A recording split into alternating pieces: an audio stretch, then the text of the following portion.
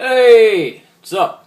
It's Keith of the Game Impulse, and I'm here to talk about GTA Online, which came out this past Tuesday, October 1st. It was made available by a patch that was automatically installed to your game at 7 o'clock in the morning if you have internet connection.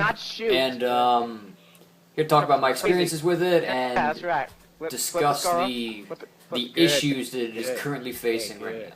Good. So what do you want let's go to the first thing I got on GTA Online honestly, and the first time I got on, you can actually ride. everybody was talking about those glitches with the opening cinematic. the ocean, right? For whatever reason, I didn't even have that.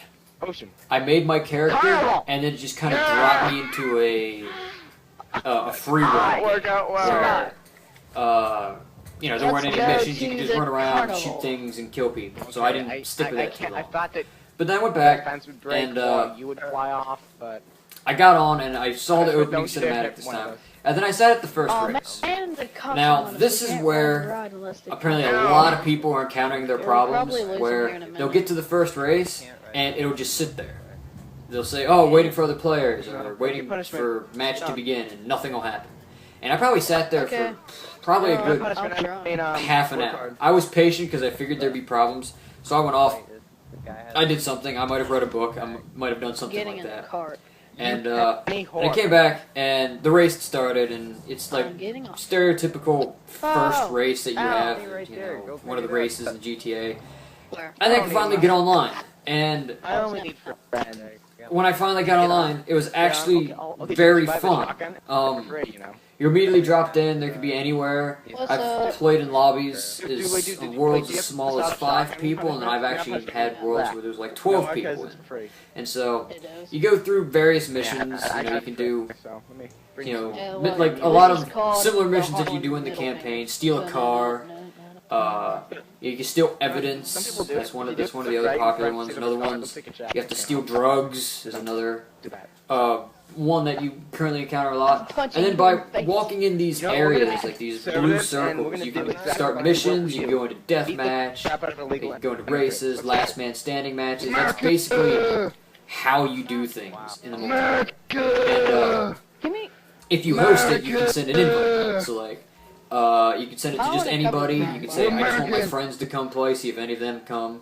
And if you've taken advantage of the Rockstar Social Club and you made a crew, you can have your crew hop in, and then you'll get extra experience points for having crew members and friends in your game. And so that's basically how that works.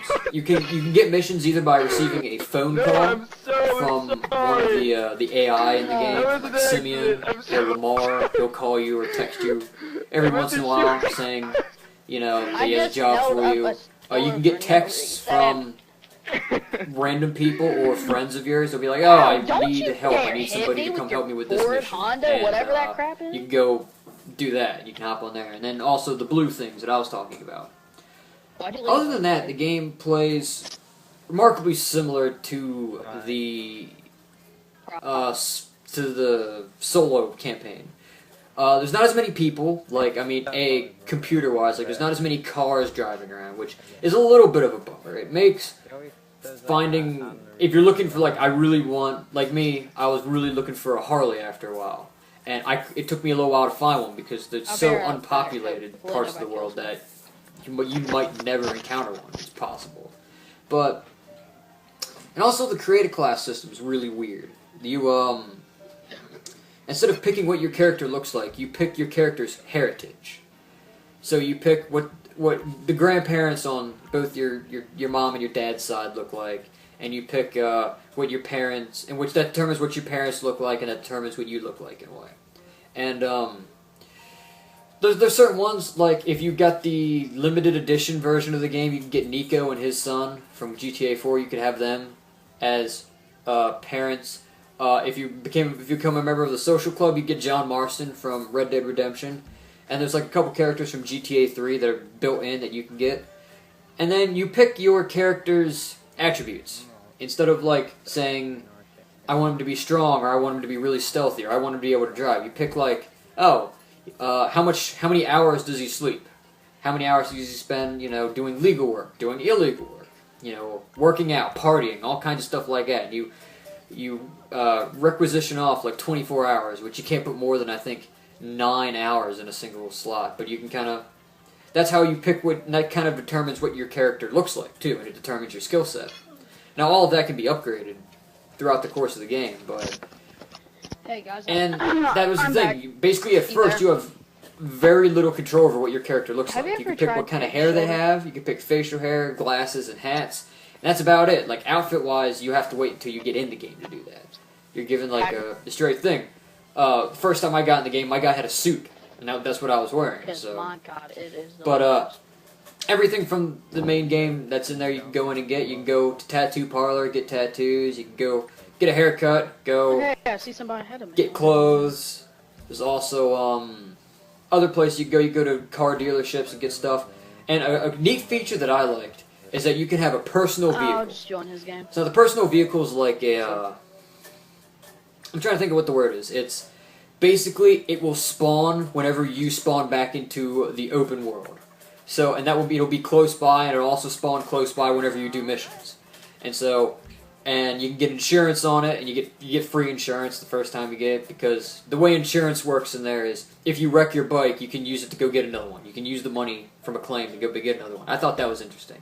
And the whole, your personal bike is also nice, because then you have something that, like, you know, you want a fast car, you have a fast car always available. If you, like me, you wanted a Harley, you can have a Harley right there, always available.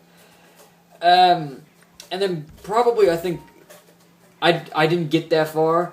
One of the coolest things is it marks all of the little stores around the map that you can go up and you can rob. And the way that works is you walk into the store and you basically have two options. You can do the main way, which would be to point a gun at the store clerk, and then this is a really cool feature. If you have your headset plugged up, you're talking to your headset and you say, "Put the money in the bag." If you were to look at your character's AI, the AI lips actually move, and like the store clerk will respond. And the angrier you sound, the more he'll be trying to get the money out quickly. Now, me personally, I walk up and I just punch him and I knock him out behind the desk, and then I grab the money because the store clerks like to take their sweet time getting the money, and you know, cops will automatically be called when you do this. But it's all like chance on whether or not they spawn close enough. First time I tried, cops literally spawned, were literally right outside, and they came in and shot me in the head, and I was dead. So, but that's a really cool feature. Over time, I guess you can upgrade. You can do jewelry stores and banks, but at least at first, you're stuck doing these small jobs in the stores.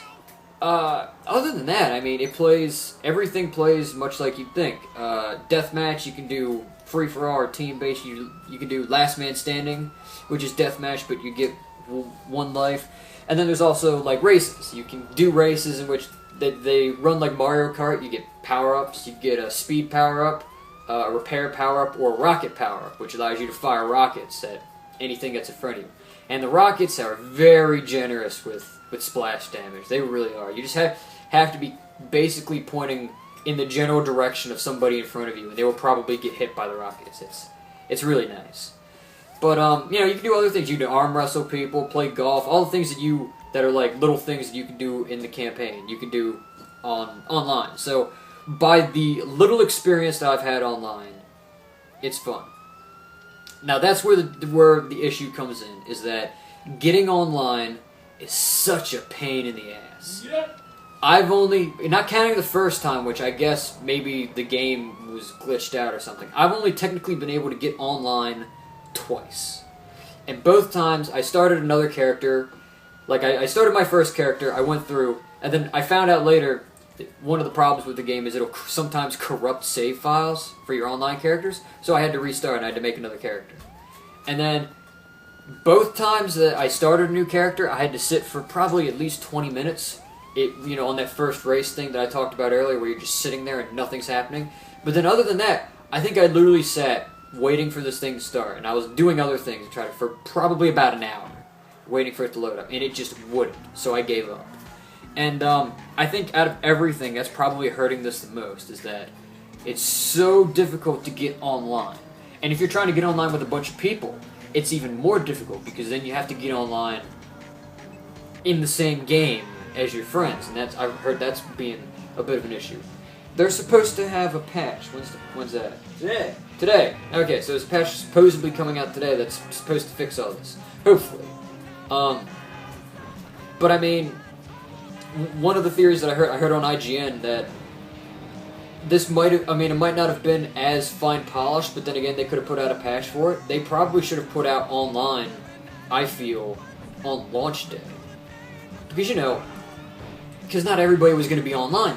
You know what I mean? Then everybody, probably, I would do this. I'd head for the campaign first, and I'd play the story.